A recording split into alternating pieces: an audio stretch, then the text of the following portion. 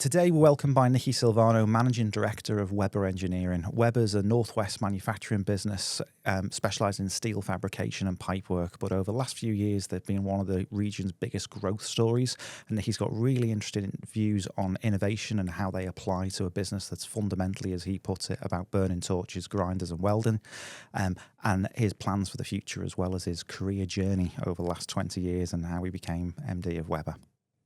Nicky, welcome to the podcast. Thank you. Right, Webber, last few years, been a phenomenal growth story. Yeah. So let's start there. When did you join the business and what have you been up to in the last few years? So it's nudging 3 years since I joined the business. Obviously, my two cousins own it. It's a family-run business. So it was a bit... It was a bit temperamental to start with. I didn't want to dive straight in and go straight into being the MD. I wanted to make sure that it was good family relationships. So I started off just in a deep dive analysis on the business to see whether I thought it had any legs, whether it could grow. And 6 weeks in, 3 days a week, 6 weeks in, so 18 days of research. We had our first ever board meeting, and I presented to the guys and I said, "Oh my God, you've got a golden goose. You've got an absolute golden goose. It's just not being managed right. And if we can manage it right and we can stabilise it and we can generate some cash to fund growth, I think we could double the business in the next 5 years." And we've done it already in 2.5. So wow. We beat our target. So, I mean, your background, you're a manufacturing guy by background, you financial services? So a bit of both. So I started my career as a management consultant 25 years ago. So I've been basically kind of a career management consultant almost. So I've never really done a lot of actual line management roles. Mine's always been as a consultant offering advice with no executive authority. So you learn very quickly how to twist somebody's arm into making the decision that you want them to make, because you're not allowed to just tell them. I started off in India in an automotive component factory. So we made wheel bearings for the Bajaj scooters and commercial vehicles that they have in India. And it's quite funny. I then probably spent about 20 years in the middle of my career in financial services, and now I'm right back into manufacturing. And guess what? We work in automotive component plants. So a bit of a full circle from India to Halewood. So background for you, kind of school, university, how did you get into manufacturing? So I did a degree in construction management. I did a year in a construction company working on site. But I always knew that I wanted to earn, big money. Sorry for saying it, but yeah, I wanted to earn that £100,000. Council estate boy from Liverpool. I wanted to break those glass ceilings. I knew I wasn't going to do it in Liverpool, so I went down to London to work. I ended up working for Thames Water for a couple of years in their contract management division.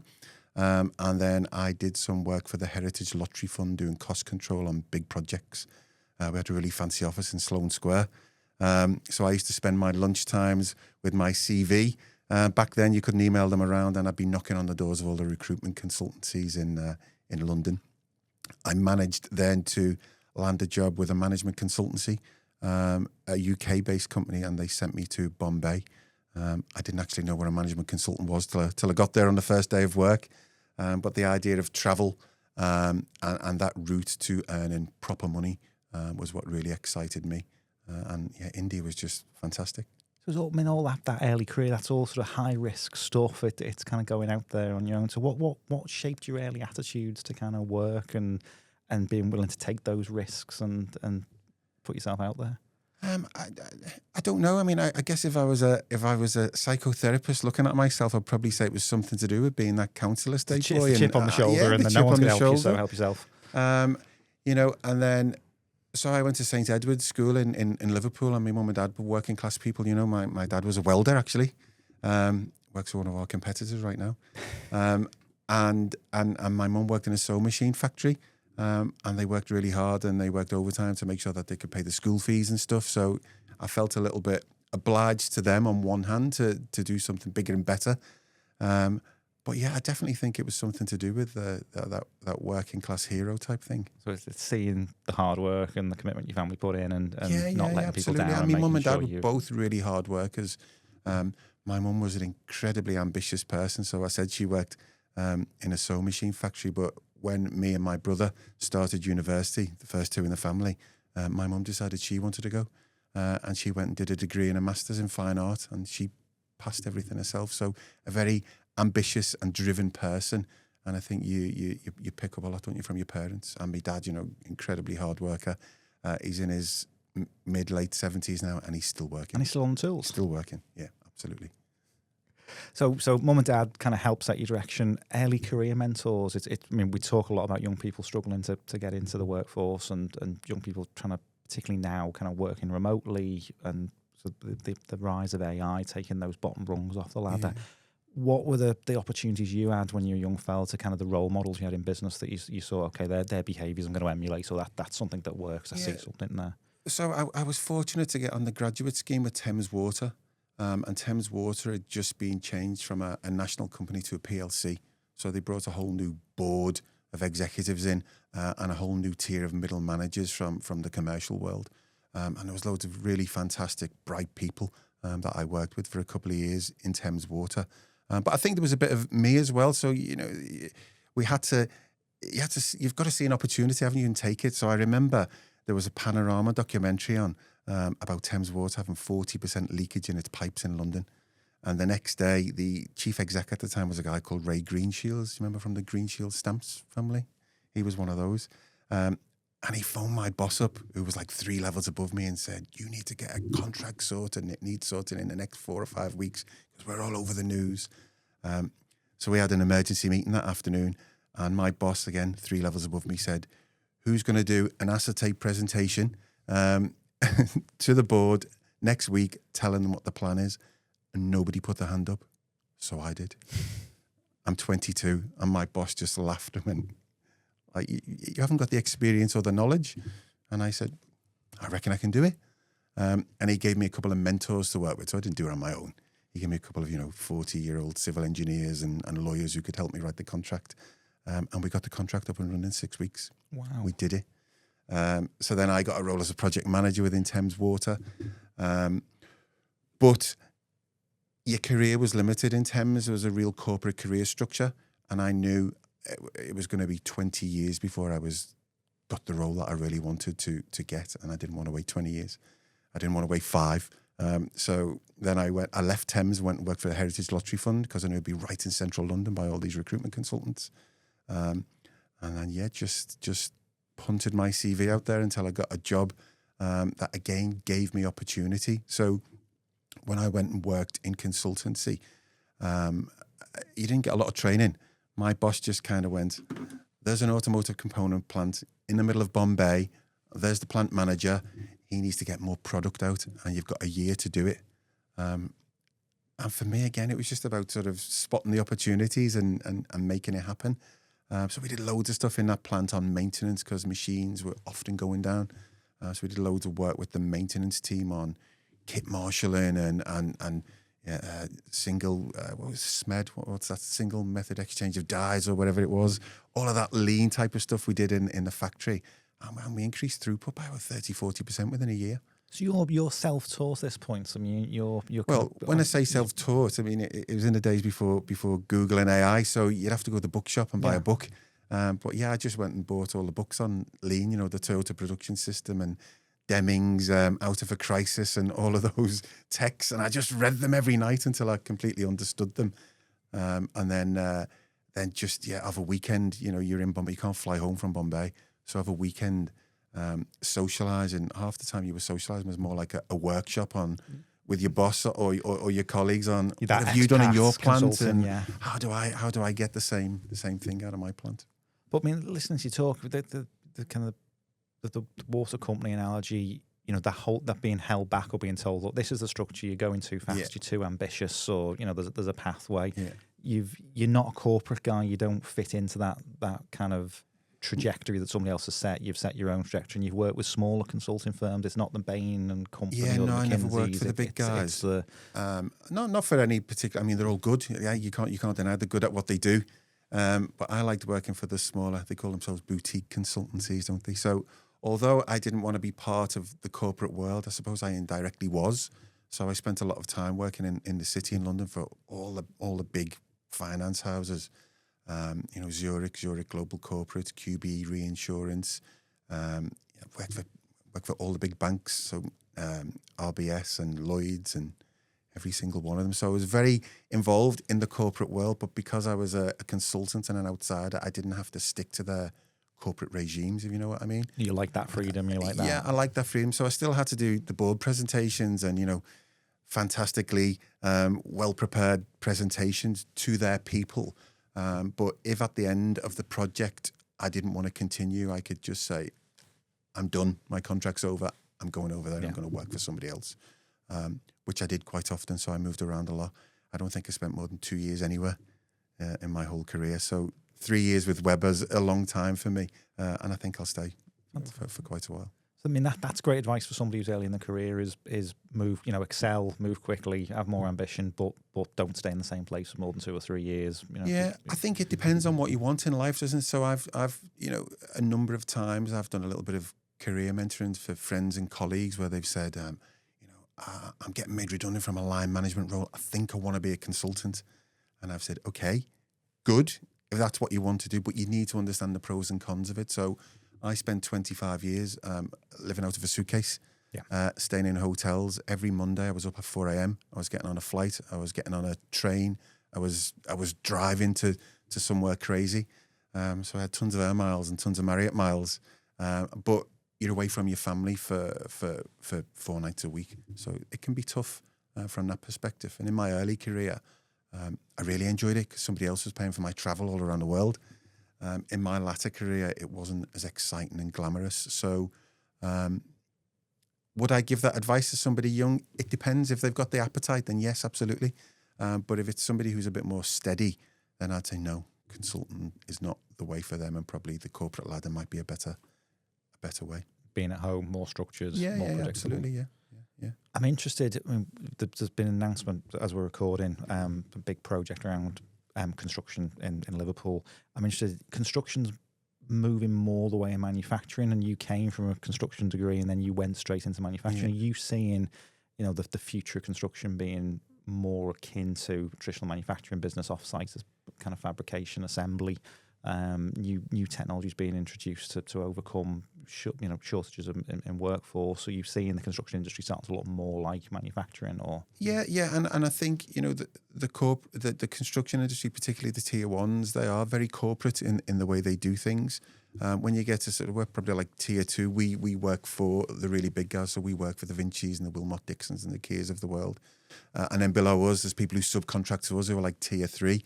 And it's 2 completely different worlds. So the tier 3 guys, if you go around Knowsley Industrial Estate where we are and go into some of the workshops there, there's workshops there that don't have office space.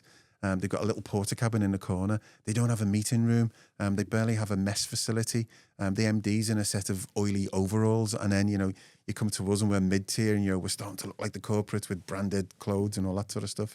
And you go to the big guys and they are very corporate nowadays in their approach to the way they do things, which is great for things like health and safety.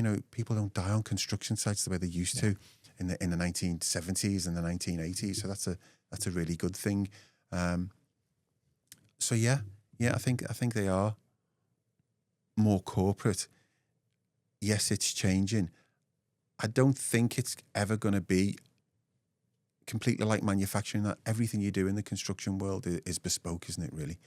So, we're building St. Helens bus station at the moment. There will be no other bus station in the world that looks like that one, even if they use the same architects and civil engineers and designers.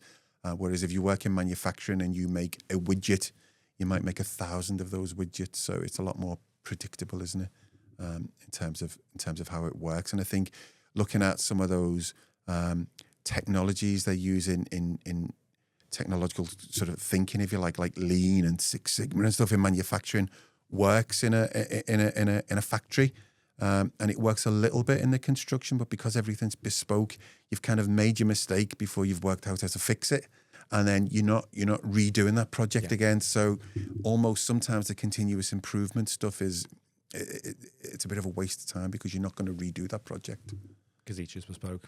Yeah. So, I mean, we'll get into Webber later on, but I mean, you've got quite a diversified portfolio of clients now. You do a lot of stuff as Webber in construction. Yes. Laird O'Rourke, big clients. You do stuff for JLR, AZ. Yeah. how do you find the differences in working across those different sort of sectors? Is there a different playbook for different clients or different sectors? Yeah, there are. So in construction, you're the number one, number two thing on the construction director's to-do list, because you're building his plant for him, his bus station for him, say, for example. So when you go into the industrials, for example, and you work for a chemical company or you work for an automotive company, their product is a virus, not a virus, Vaccine. a vaccine, or it's a car. And when you're doing maintenance on the plant, you're 10th on their priority list. So there's a different pecking order between industrials and between construction, and that changes the way you might deal with your client. It also, as well, in the construction sector, you tender for every piece of work.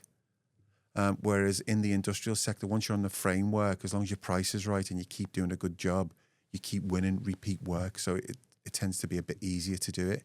But because it's a bit easier, the clients are not soft, are they, in the industrial world, which means that you have to price a bit more competitively to get on the frameworks as well.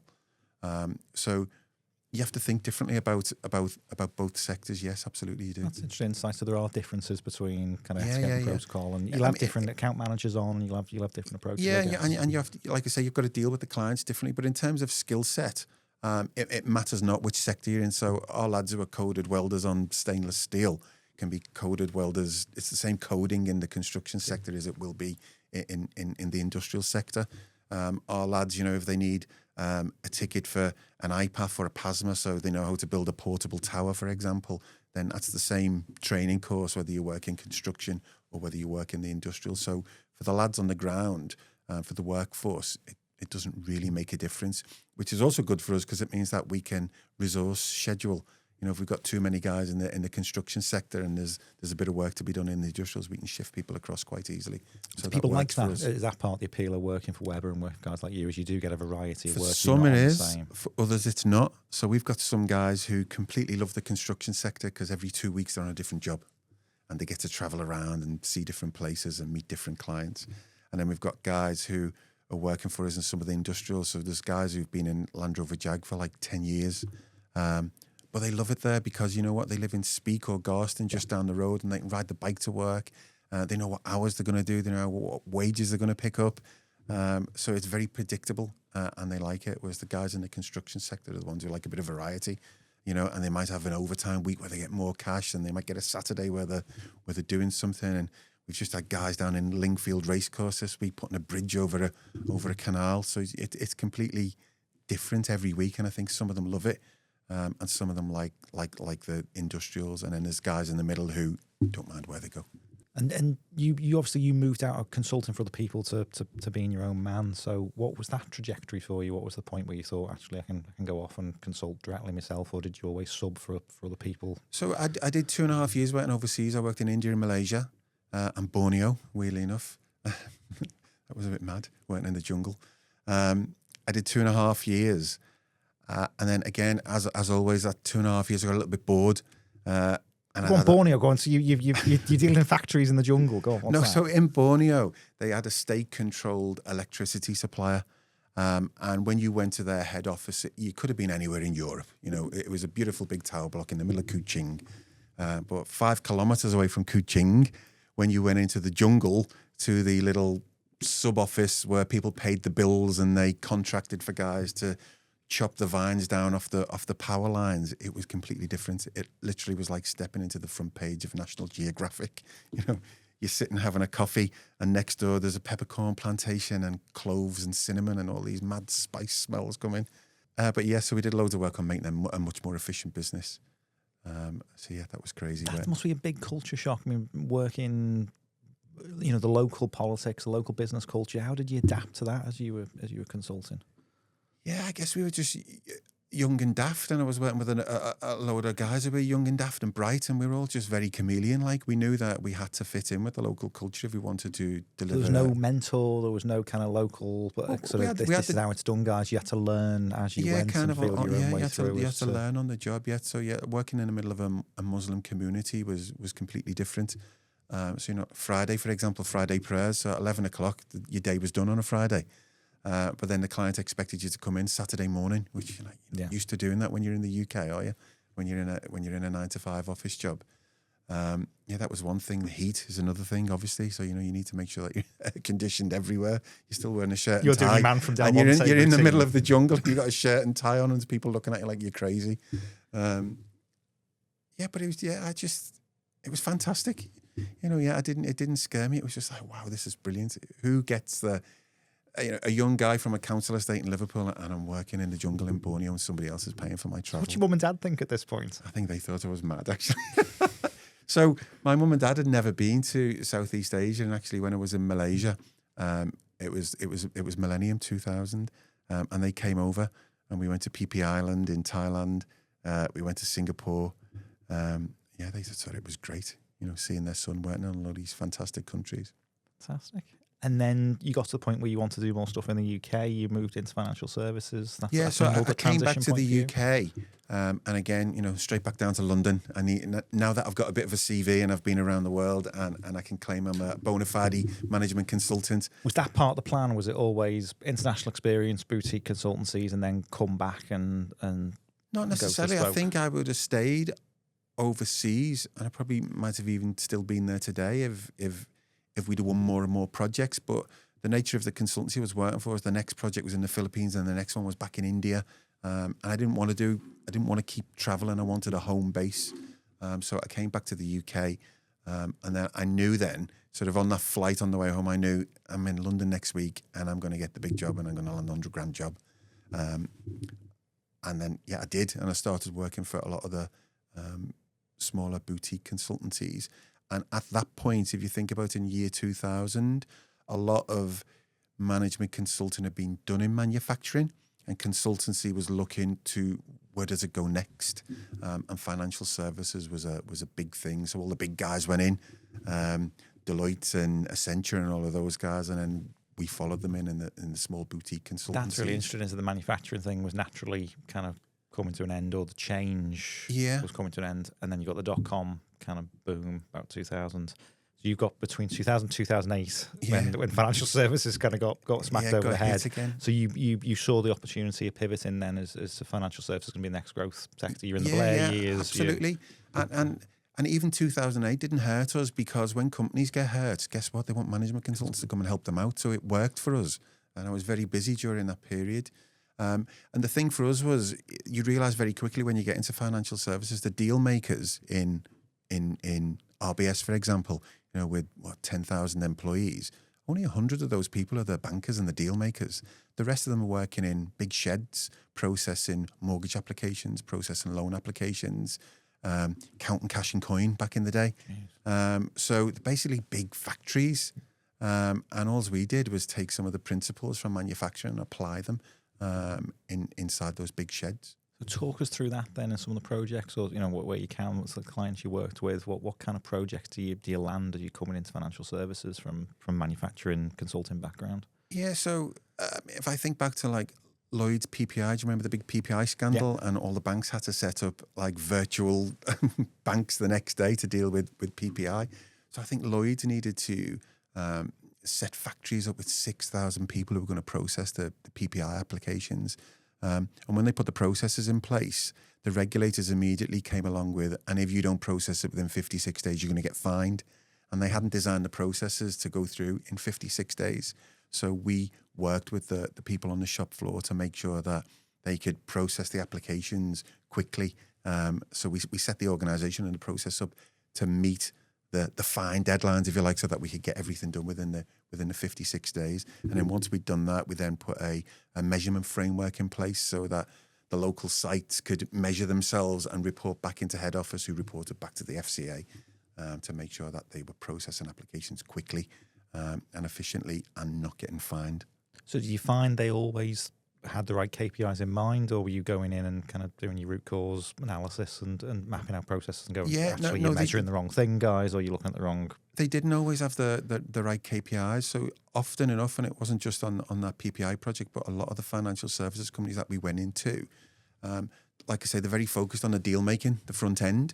So when you go into their factories, they use traditional KPIs and frameworks. So a lot of them use like back office processing center metrics or call center metrics. And, you know, on those old Cisco phone systems, they used to have built-in programs, didn't they, which told you what the call wrap time was and how many calls a day an agent made and all that sort of stuff. So they used a lot of that ready-made technology, but it wasn't always, as a consultant, we used to go in and we kind of look at that and try and flip it on its head and go, is that right for this business? So in Lloyd's, for example, on the 56 days, one of the things we did there was line balancing. So we didn't just look at the KPIs, but we basically said, okay, you've got a data gathering team, a data processing team, a check writing team, and then an anti-fraud team at the end who check that, you know, the check was written properly to the right person. So you've got 4 people in the line, and you might have 200 in this team, 200 in that one, 200 in that one, and 50 in that one. And they kept it like that for a long time. And when they started getting fines, I looked at it and kind of went, okay, when the data gathering team's not busy and the check processing team is really, really busy, then what you should do is move the 50 excess resources from there over to there so that you're not missing your deadlines. So what we did on a daily basis with the site head and all the heads of department is we did a line balancing exercise at 9:30 every morning and shifted people about to make sure that we were constantly measuring that 56 shifting day resource on a daily basis to take the bottlenecks down. Yeah, exactly that. Yeah. And how did it take much to retrain people? Why had no one thought of that before? As you've got idle time on the front end, so you know just put them. I guess it's because we come in as a fresh pair of eyes, don't we? So if you're a team leader and you've come from another bank or another organisation and you're used to just saying, you know, I got 50 cases in today, I've done my 50 cases. Then you're doing what you're paid to do. If you're the boss, the head of the site, and you've just been given a new organisation, but you've been used to being working in the retail side of the bank, then you're not really sure as to what the metrics are you should use, and you're so close to it, and you're under so much pressure from your bosses to give them numbers. I don't think they always had time to do the work. Whereas we came in and we had 40 hours a week to take a fresh look and do that bit of work for them. So I think it was just the time that we had. You know, we didn't have the light shining on us from head office, and we had the time and to go in and look at the processes in more detail. Really interesting. Every time I talk to you, is a lot of people obsess over growth or sales or revenue. Everything, when I talk to you, everything seems to come down to organisational question as much as anything else. Mm-hmm. You see people and you see how stuff's organised before you see, you know, the money in or the bottom line. Yeah. Where did that come from? That kind of view to, okay, it's an organisational challenge to start with. So I think the first couple of consultancies I worked for, I had like great mentors and role models in them. So when we worked in India, for example, our ops directors used to come over and they'd say, come on, let's go do a factory walk. You say, what for? He'd say, I don't know. But when we get back to the office, I'm going to ask you what you've learned and what you think you could do to improve the factory. And they'd obviously have ideas themselves. And then you'd spend like 3 hours in the afternoon just scribbling ideas, you know, and frantically having this workshop of ideas just popping and popping and popping. And then we'd try and do fag packet calculations on whether or not it was going to make a difference to the business. And then once we got it to like, well, it's going to make it more efficient, we go, what are the scrap and rework levels going to look like? And we kind of put a calculation on them. And then we go, what does that mean for bottom line? You know, is it going to make any difference to the bottom line? Because if it's not, there's no point in doing it.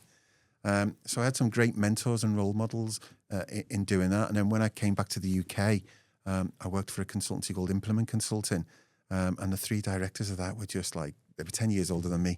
I thought they were amazing. I still do think they're amazing. I still speak to them all the time, actually, even though I haven't worked for them for the last 10 years.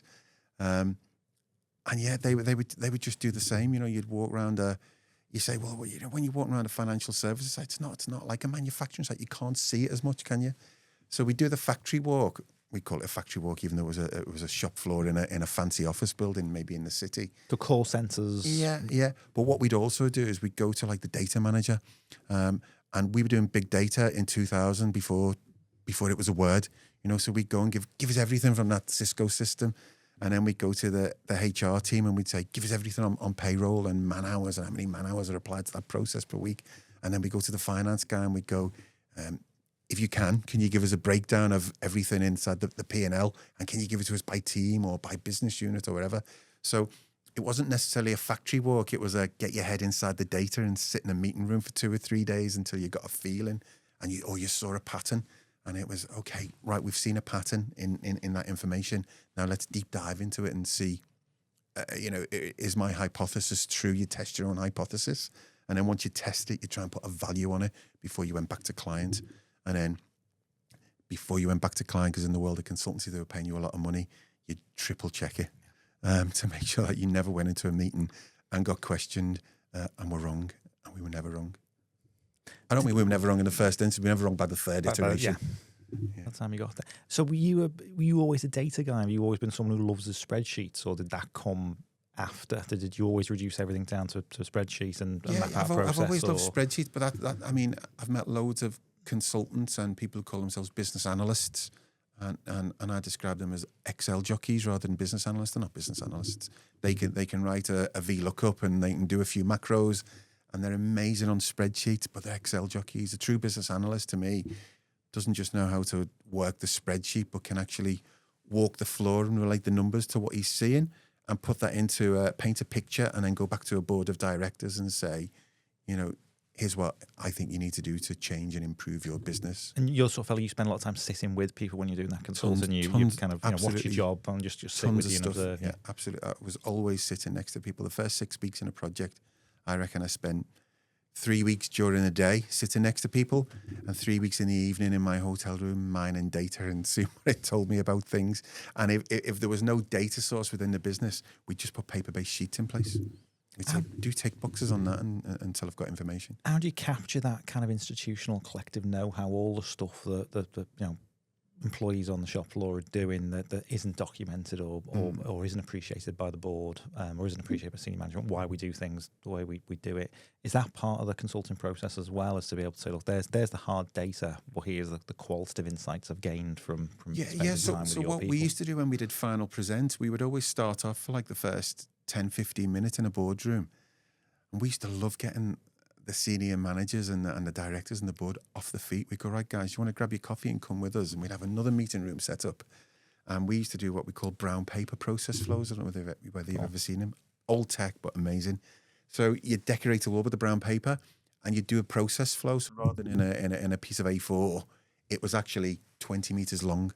And we put the real documents or screenshots or photos actually on this thing.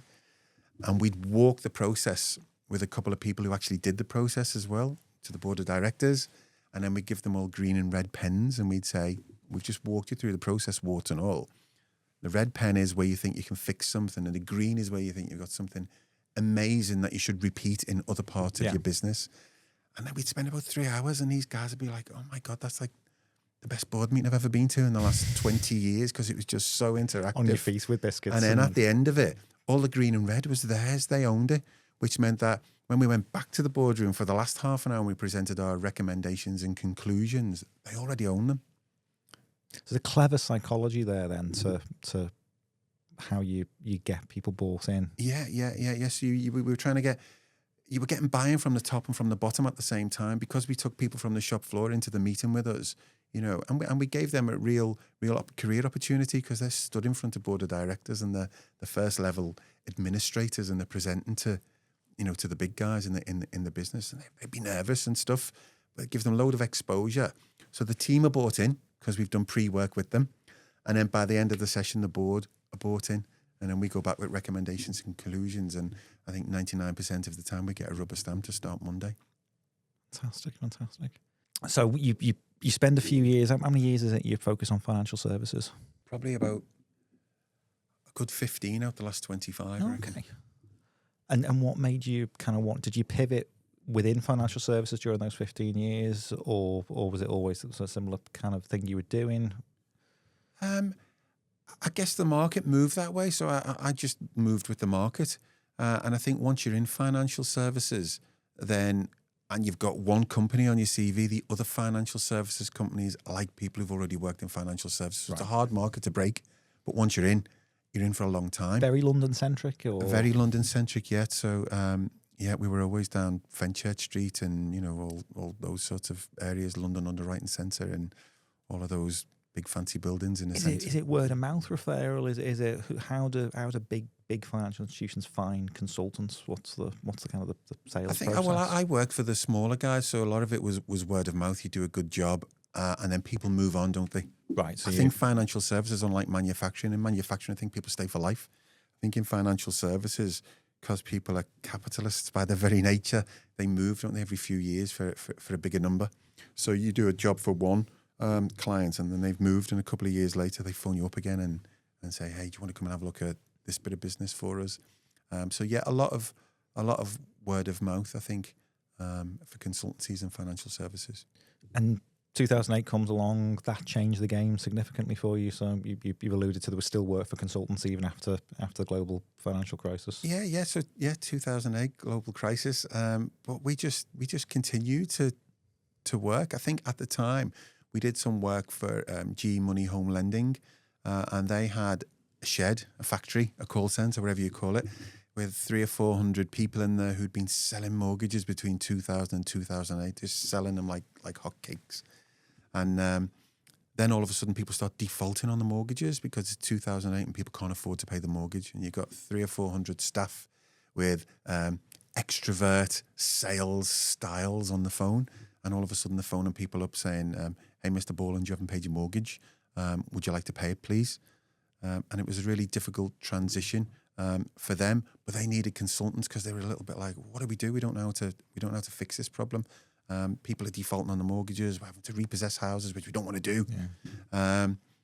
And can you help us? So we did some stuff there. We completely changed the measurement framework again. So they were based purely on old-fashioned call center metrics, so a call wrap time, when actually what they wanted to do was collect cash.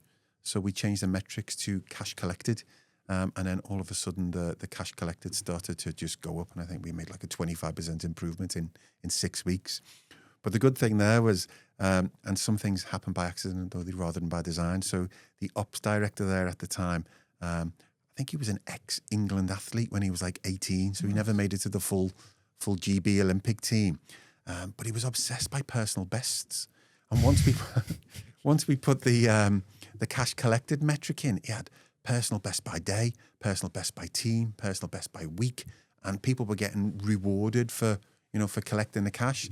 Now, and they were doing it in a very positive way, by the way. This wasn't like, aggressively targeting people who were in debt. They were doing like really good stuff, like income expenditure statements with people, so they understood where the cash was, and payment plans and all kinds of stuff that they'd never done before, which you could do in a 10-minute call, but you can't do in a 5-minute call. Mm-hmm. So it was very good the way they worked with the customer, because they didn't want to repossess houses. But it was interesting that we got a client who really understood measurement frameworks, and because of that, it just made a massive difference. And he actually went to Barcelona after that project. He didn't take me with him.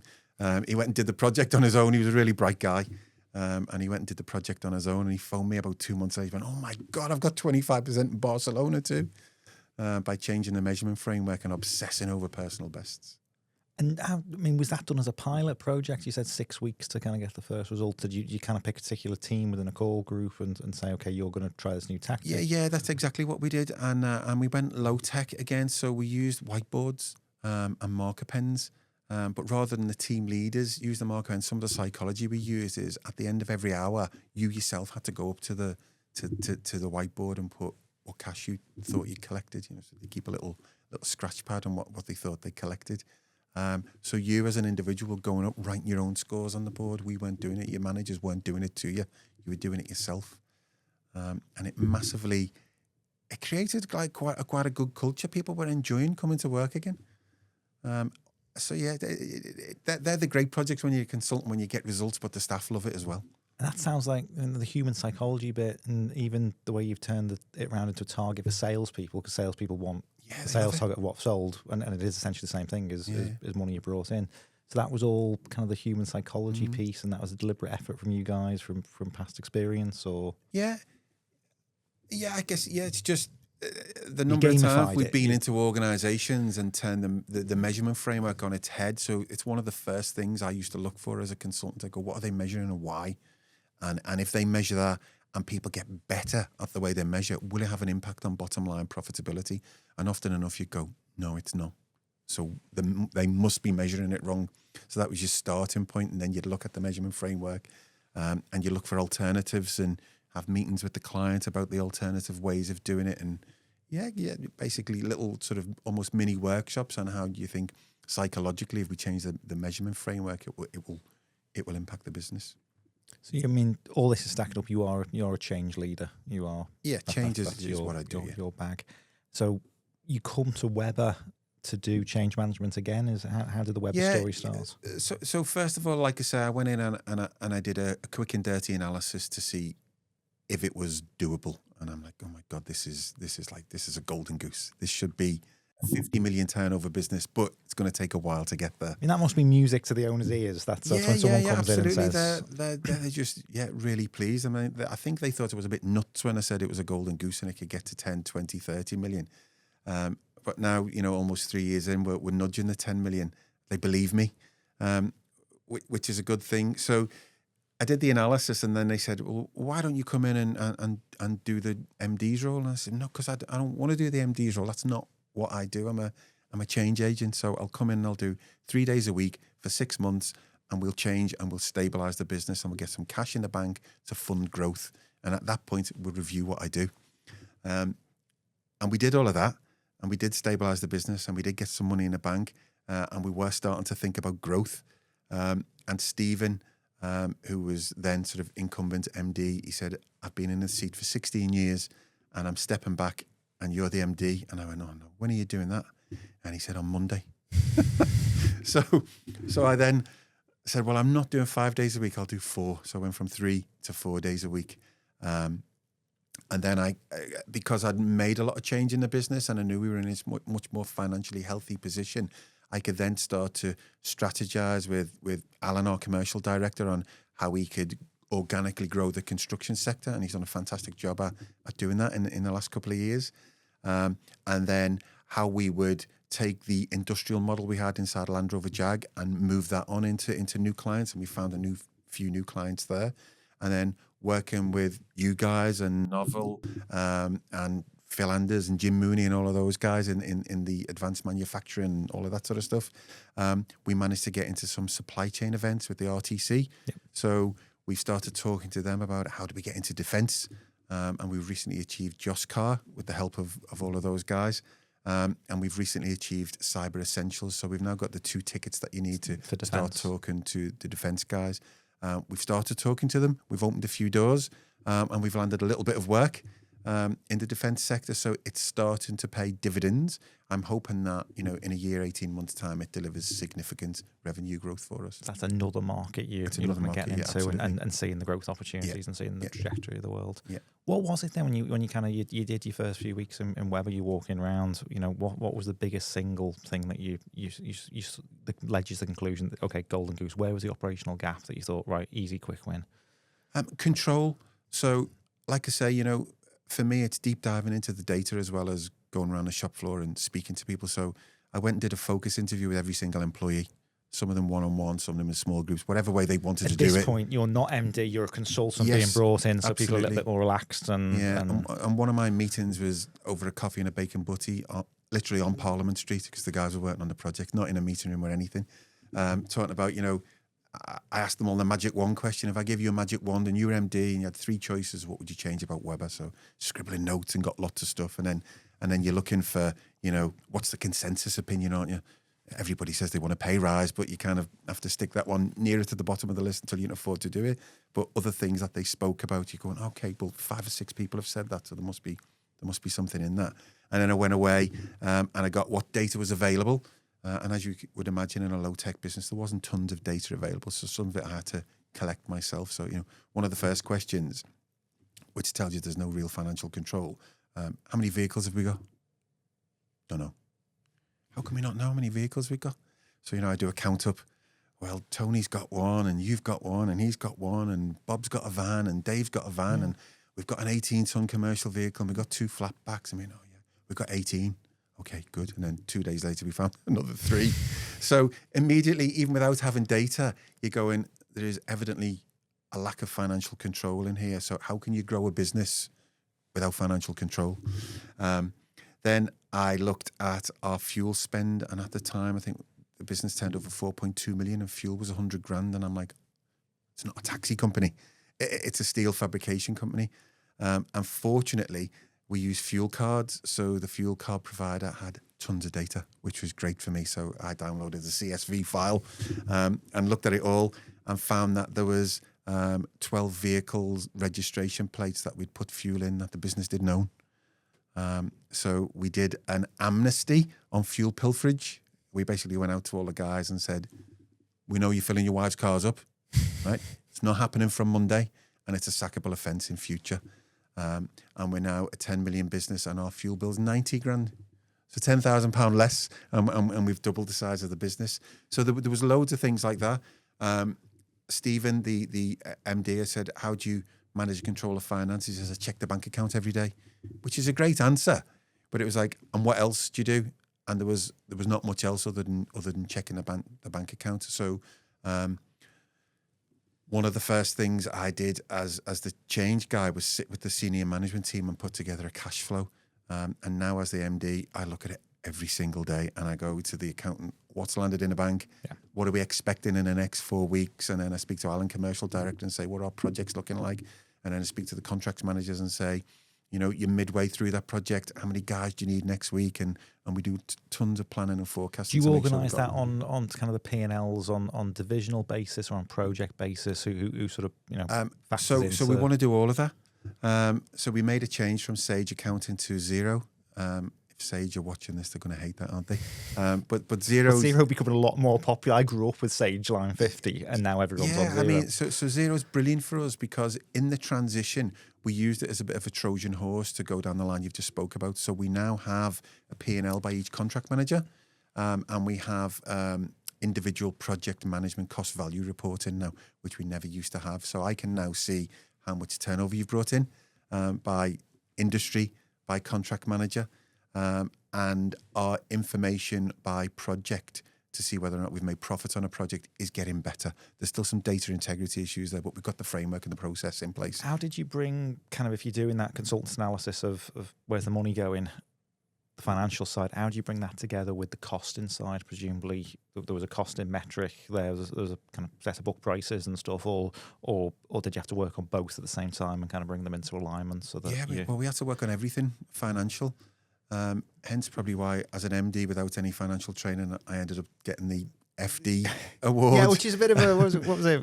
Liverpool under 12 million Liverpool FD award, which was sponsored by I got interviewed actually by lawyers and accountants. Sponsored I got interviewed by HSBC, by Brabner's, and by KPMG. It was a pretty intense interview. Actually, all guys turned up in suits and Range Rovers and interviewed me. But we did it, and I think they were impressed by. They talk EBITDA, don't they? So they were impressed by, you know, that the fact that we made a massive improvement to the EBITDA in such a small space of time, and in the interview process, realised that we'd done loads of stuff that like a financial controller might have done in a business, but Webber's not big enough to fund the financial controller, so I have to do it as well. So things like managing a debtor book, we never used to do it. You know, and we've got a great accountant, bookkeeper, and I said, Alan, do you have a debtors list? And he goes, yeah. And I'm like, how much is on it? And he's like, 200 grand. And I'm like, okay. How long is it overdue? Can we go forensic on that? Can you tell me who it is? And we made a few phone calls, and like 100 grand's in a week later. Just hadn't processed just by chasing it. Yeah. And now we've got a process. So every 2 weeks, Alan sends that to everybody in the senior management team. And if you're a senior manager and it's your client and you own the relationship, you've got to make the call. Yeah. You're on stop. And I think now our debtor book is at about 300 grand on 10 million turnover, so 3%.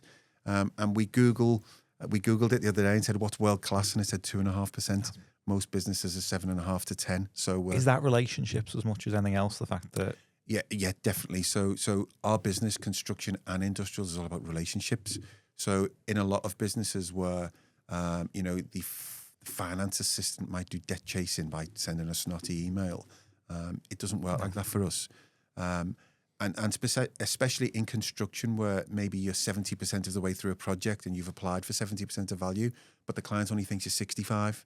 So it's a QS to QS or engineer to engineer relationship about how they negotiate that 5%. You try and negotiate it in as friendly a way as possible. And what you don't want is to be sending red letters to those guys because you won't win any more work with them in the future. So it's very relationship based in terms of how we do that. So two big things in finance is chasing debt and cash flow forecasting. which you would expect in a big company to be done natural.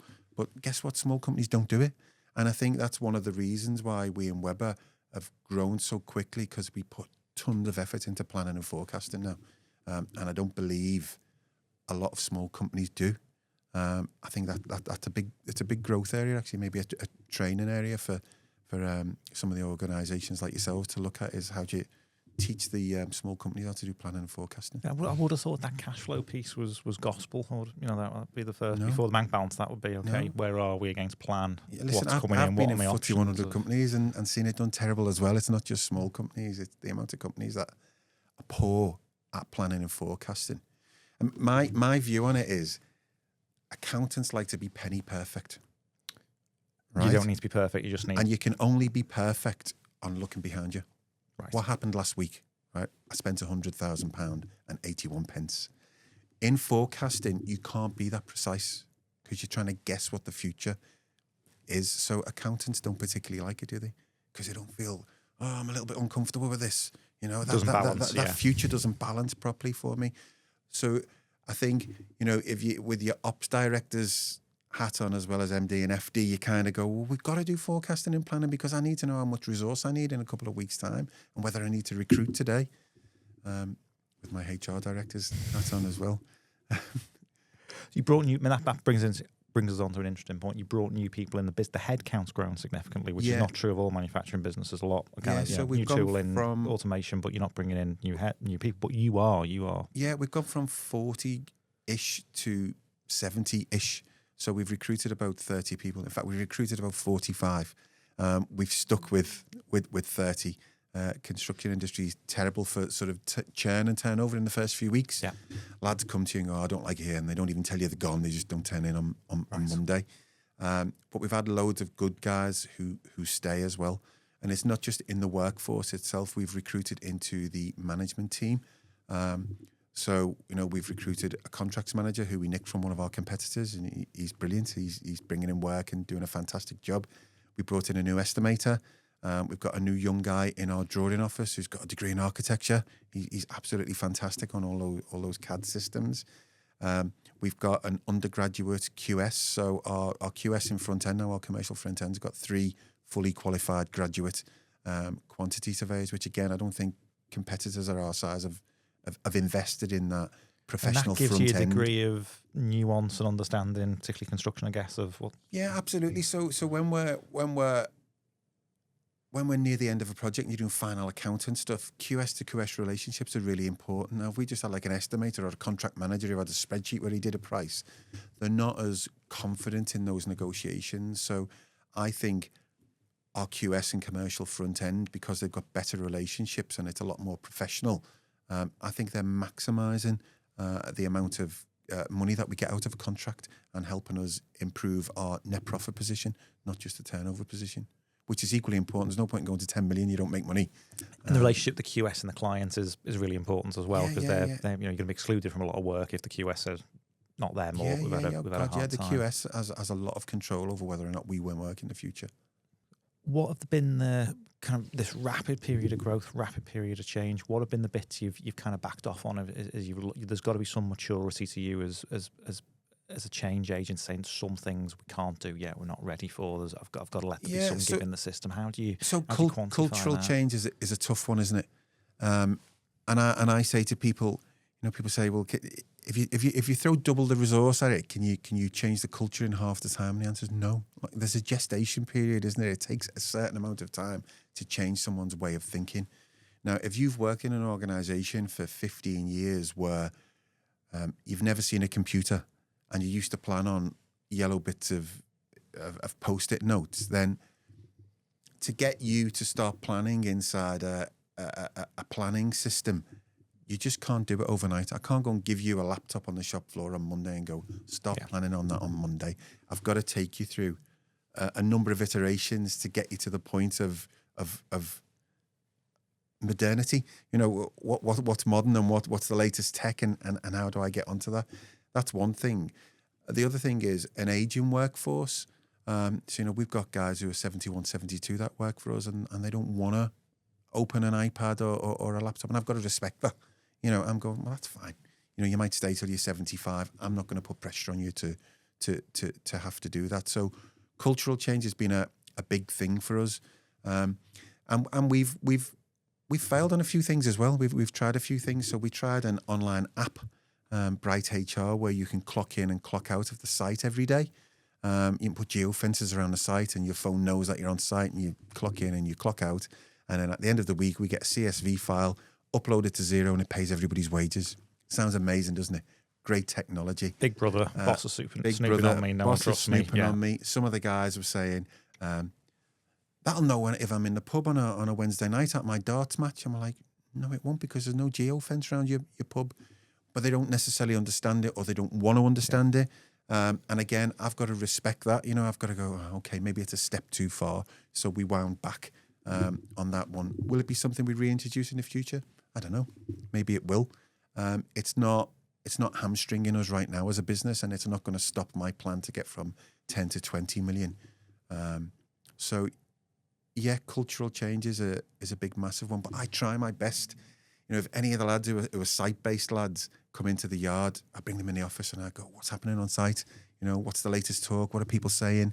And they start off a little bit shy, but half an hour later, they're leaving the office and they've given me loads of intel about what's going on site and what the mood's like. Our manufacturing site in Kirby, which you guys have been to, I'm on the shop floor every single day, chatting to the guys there. And if they look a bit moody, I say, what's happening? What's the problem? Yeah. What's up with your face? Yeah, absolutely. Management team, we started off 2 years ago with our first management team meeting, 8 people around a table like this, and we eventually spent 50 grand on meeting rooms, and we've got a nice big fancy table and a big 85-inch screen that this is your training suite. Yeah, absolutely. But that's you're training not just young people, you're training old people as well. Yeah. You get into kind of, when I listen to you talk and listen to some of the other kind of manufacturing MDs we speak to, it's almost like a church. You've got a generation of people at the older end who don't want to retire, who might be the breadwinner in their household or for the extended family. So it's not just an age thing. Is they can still make money, and possibly kids or grandkids can't. And then you've got the younger people you're bringing in. There's that kind of crisis with young people of coming into work. How are you bridging that gap? Because you seem to be doing it really successfully, of keeping the older generation happy, getting the knowledge down into the younger generation, and getting the younger generation to bring in some of the tech and the tools. Has that been a deliberate thing, or is... No, it absolutely has, yeah. So, again, we failed at the first hurdle there. So we started a new apprentice, and he lasted 3 weeks. And when he went, we did an exit interview with him and said, why are you going? He said, all the older guys won't even talk to me. They won't show me what to do. It's bloody miserable. And we couldn't convince him to stay, and the kid wanted to go, and he went. And then we sat with some of the older guys. And when I say older, I don't mean necessarily 70-year-olds. I mean people 40 and above, who, 20 years tradesmen at least. And we said, a kid's just left there because he said, nobody's interested in him. Oh, we didn't realise you wanted us to be interested in him, show him what to do. So they weren't just being nasty, grumpy old guys. They'd just never been told, this is what we want you to do. So we've gone through a whole programme again of having sort of like mini focus meetings with all of them. And in the Land Rover Jag site, for example, we've coupled each apprentice with a 50-plus-year-old guy who acts as their mentor. And then one of the apprentices said, I'm fed up standing on fire watch, because 30 minutes, I'm going for a butty, you stay there, make sure nothing catches. So we've said to the older guys, why don't you get up in the cherry picker with a young guy, show him what you want him to do, and then you stand, you're in your 50s, have an easy day. Just stand on fire watch for half an hour and let the kid do the weld, or let the kid fit that valve into the pipeline, and go back up and inspect the works and give them some feedback. And the guys have gone, oh yeah, great, don't mind doing that. I think in their heads they think, I'm a blue-collar worker, and when you talk about training, I'm going to have to be in a classroom. And we're saying, no, it's not about that. It's about mentoring. It's just about being a father figure to some of these younger guys.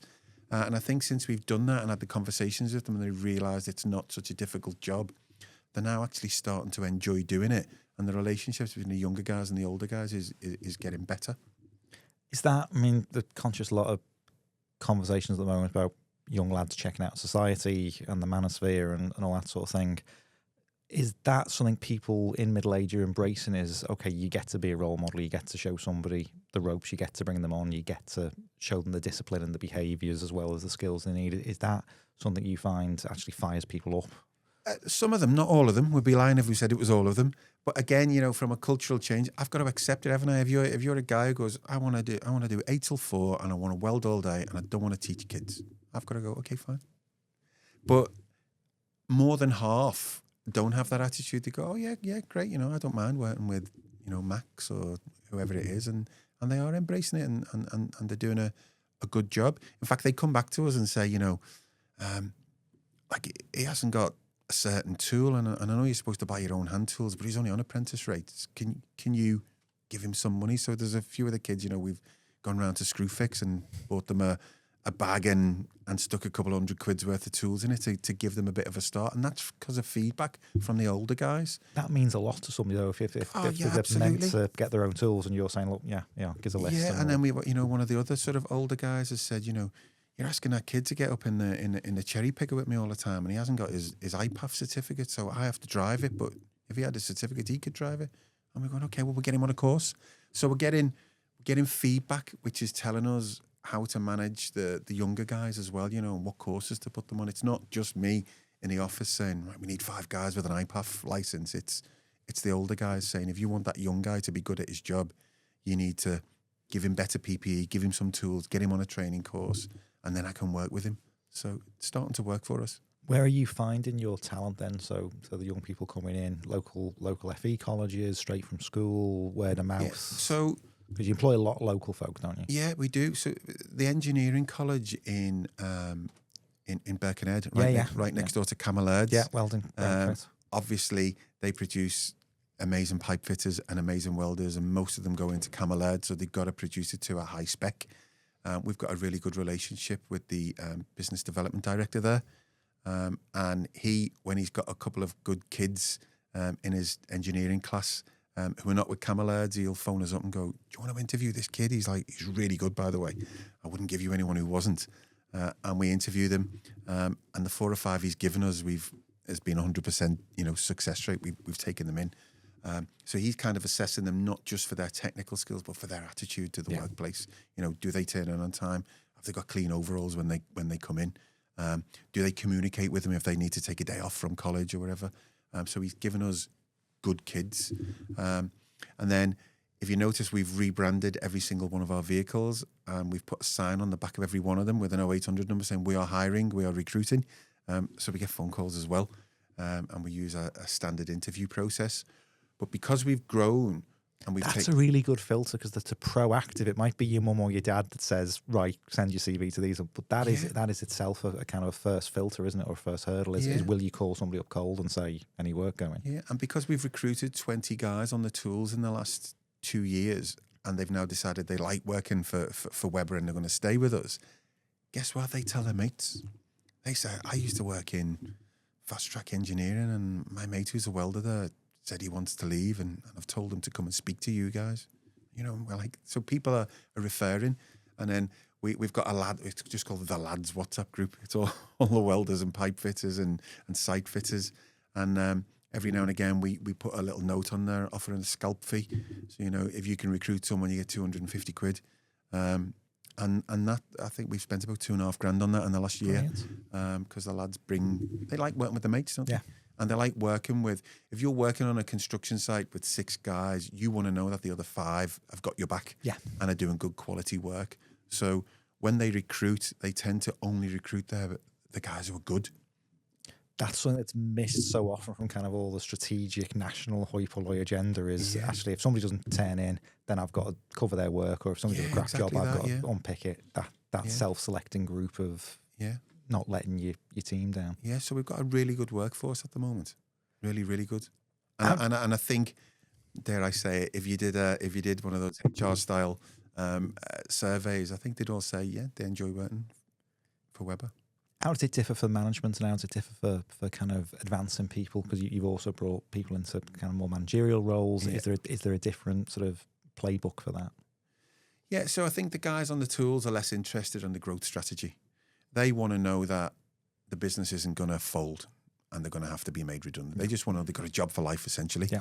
And what I say to the guys on the shop floor is, See, I'm just got a job for life. You've got a better place to work because the working conditions are better. But I'm also trying to grow a company whereby if you have a son, a nephew, a brother, somebody who's not academically minded and doesn't want to go to university and wants to do an apprenticeship, I can offer them that as well. So I can offer you more than just a job for life. And I think that's the story that the guys on the shop floor like to hear. The management team want to hear a different story. They want to hear the growth agenda. They want to know that in the future there's going to be opportunities for growth for them in their careers, and they can take a step up the career ladder and earn some more money. They also want to know that that the tier one contractors like working with us. They want to. If you're a QS or you're a site engineer or a contracts manager, you want your client to want to work with you, and we have that. And I think the guys, like working with us. Even little things. We've converted 3 of the contract managers' diesel trucks to electric cars in the last 18 months, and they love that. It's like, this is good. We're a company that's trying to make a difference. We sponsor all kinds. We sponsored a girls' football team, and they won some trophy at the weekend. We stuck it on LinkedIn, and all of our lads immediately reposted it because they're proud. We're sponsoring grassroots football. We're sponsoring women in football, and we're winning trophies with Webber across the shirts. They want the growth story, don't they? But they don't just want uber aggressive capitalist growth. They want to know that you've got a corporate social responsibility. They want to know that we care about the environment. Bright and intelligent people want all of that, and we're trying to give it to them all, as well as being market rate for salary, and the package is right.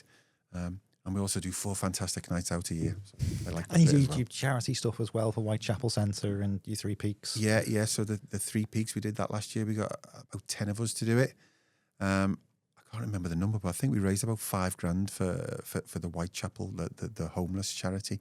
And strangely enough, I reckon $3,000 out of that 5 came from suppliers, which we weren't expecting. So we put a note out to a lot of our suppliers and said, we're doing this, which just goes to show that the whole supply chain nowadays is cognizant of the whole corporate responsibility, aren't they? They care, But it's interesting. David Miller's got a similar thing at Heap Partners and Jake Lavelle at JPL.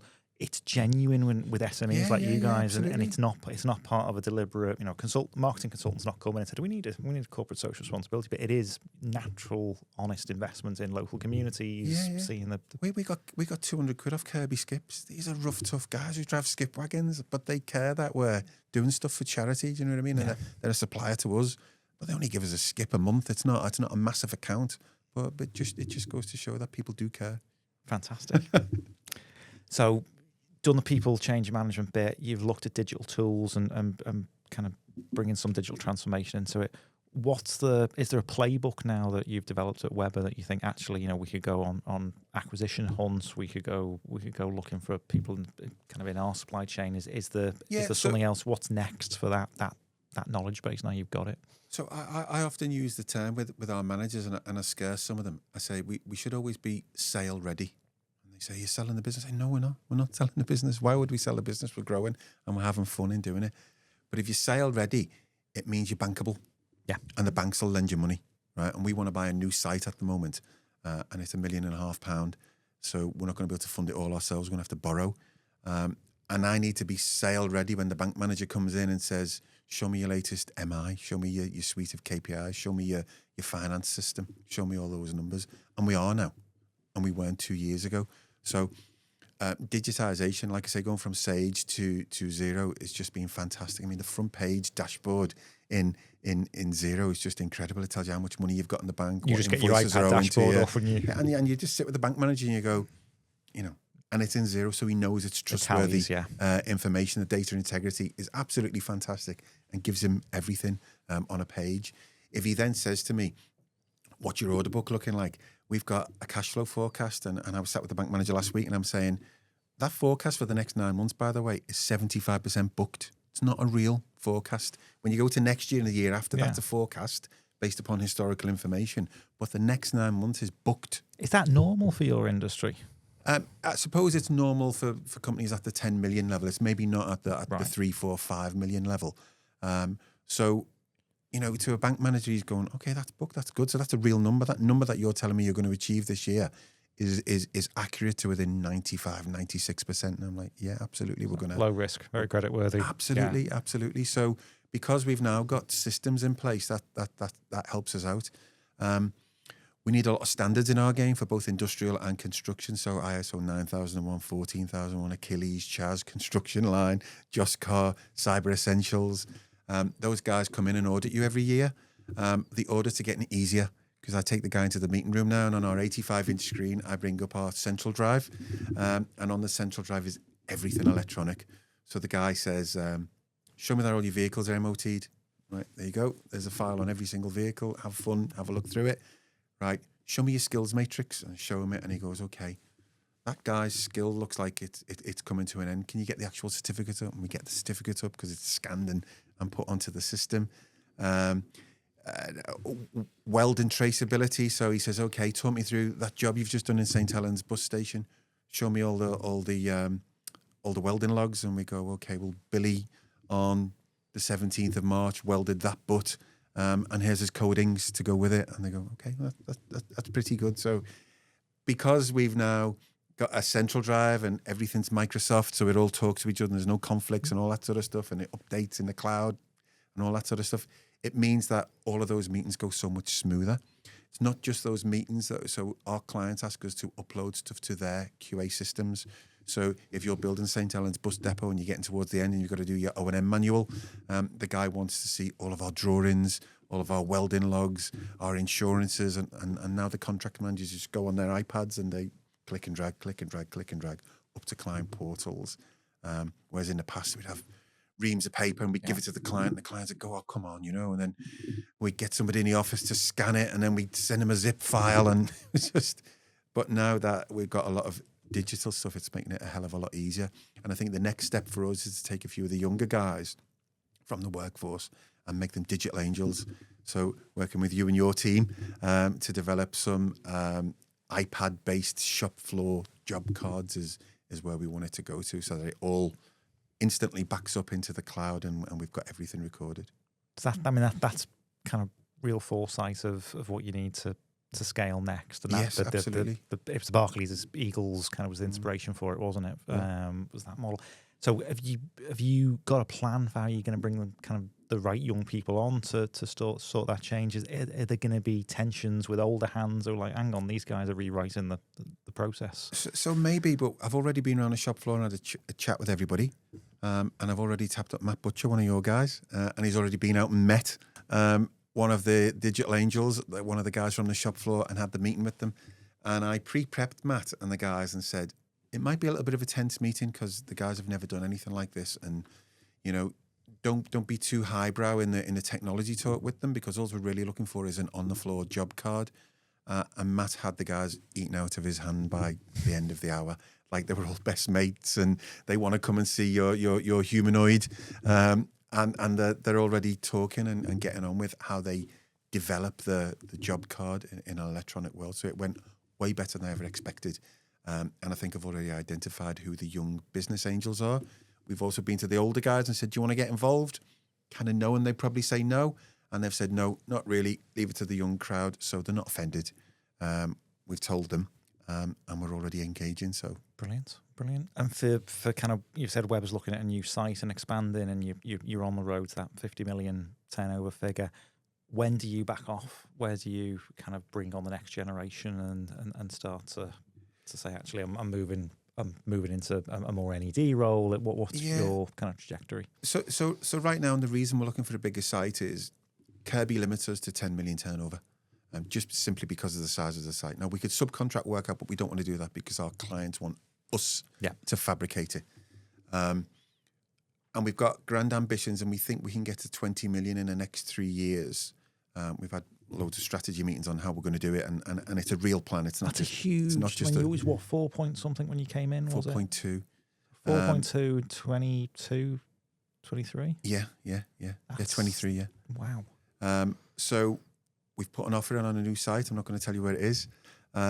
Confidential at the moment, but it's been accepted, and we've got the solicitors and we've got the bank and everybody working on it as we speak.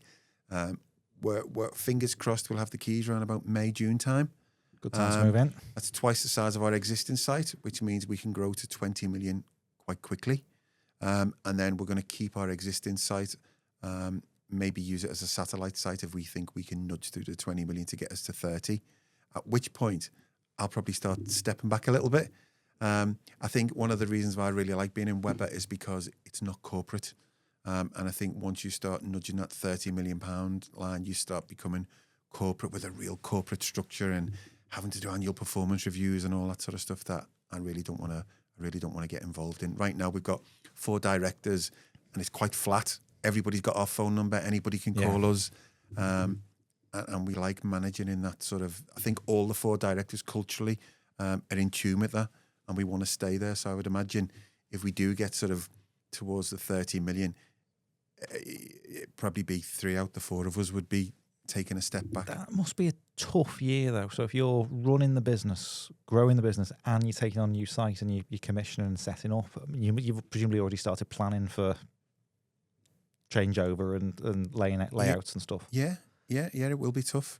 But tough's what, look at the smile on my face. Tough is what excites me. Tough is what excites Alan, our commercial director. Tough is what excites Jamie and Steve. And I think that's what binds the 4 of us together. We laugh when we're in board meetings when we come up with the numbers now. And we go, we're mad, aren't we? And we go, yeah. But no one's around to stop us. But we want to do it, you know. And I think because we got that energy and that passion, you know, we believe we're going to be successful. And I think that filters down to the next tier, our management team. They all believe we can do it. Absolutely every one of them. Again, I think if you asked them and said, do you think you'll get to 20 million? I think they'd all go 110%. But that's leadership. That's you guys are setting the example. You're credible. Yeah. You've shown up. You've proven you can do it in the past. You get that loyalty and that confidence from the team because of what you've achieved. So do dwell on that setting up a new site then, because that must be fun. When was the last time anyone got to set up a new site from scratch? I think the site we're in at the moment, we've been there since inception. So this is new territory as you lay out the way you want to do it. Yeah, I mean, it's a big square shed, so the layout's perfect for us. I think we could move our manufacturing facility in there quite quickly. As long as we've got electricity and heating, the guys, you've been in our workshop, it's very low tech. They could be set up within a couple of weeks, I think.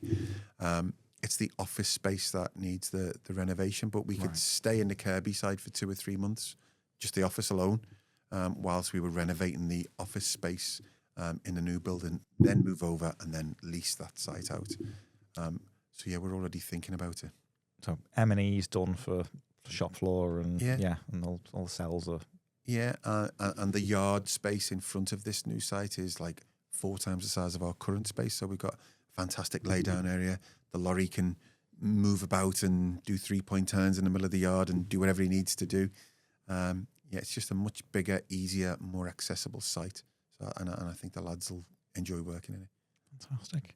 So for you, kind of you're mentoring somebody, or if you were talking to someone who's starting out, what would the advice be? You've had an unconventional journey. You've avoided the corporate thing. You went into consulting, kind of through grit and tenacity. You spent your time there, and then you've come to an SME. You know, if you had somebody come to you and say, "Look, I'm leaving school, leaving university. I want to be the MD of an engineering company one day," what advice would you give to them? Set yourself amazing stretch targets. Like don't think about 2, 3, 4, 5% improvement per year. Think 25%, 50, 75%. Otherwise, you're never going to get there. You've got to think really, really big. You know, I think when I worked in Thames Water years ago, it was in 1996, I think it was. I was probably earning 19 grand, and I know I wanted to earn 100. That's 5 times multiplier. And I was like, I don't want to do it by going to 24 and 28 and 32.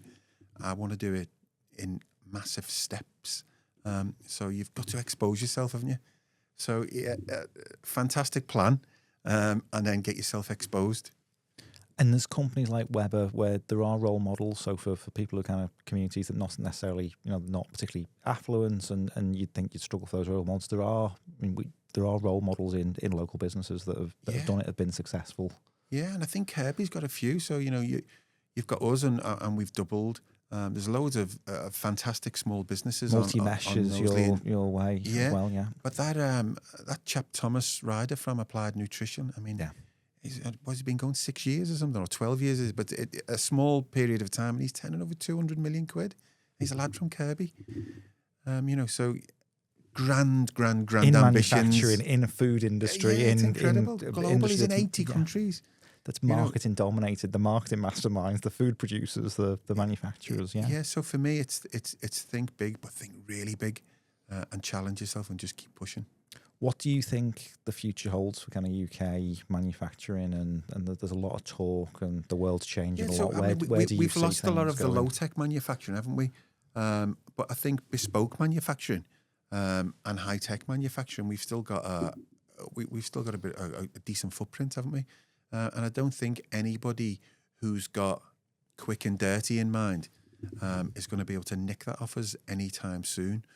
I think as well, so the type of manufacturing that we're in, which is bespoke, but also you need to be near to your market. So geographically, it works for us. Like China and India is not going to nick making a cat ladder off us for Securus in Speak, is it? It's just not, because we're down the road and we can design, manufacture, and install within 2 weeks. It takes 6 weeks to ship it from China. So I don't think that's going to get stolen from us. So I would imagine that the manufacturing base that we've got right now is pretty safe, I think. Will it grow? I don't know.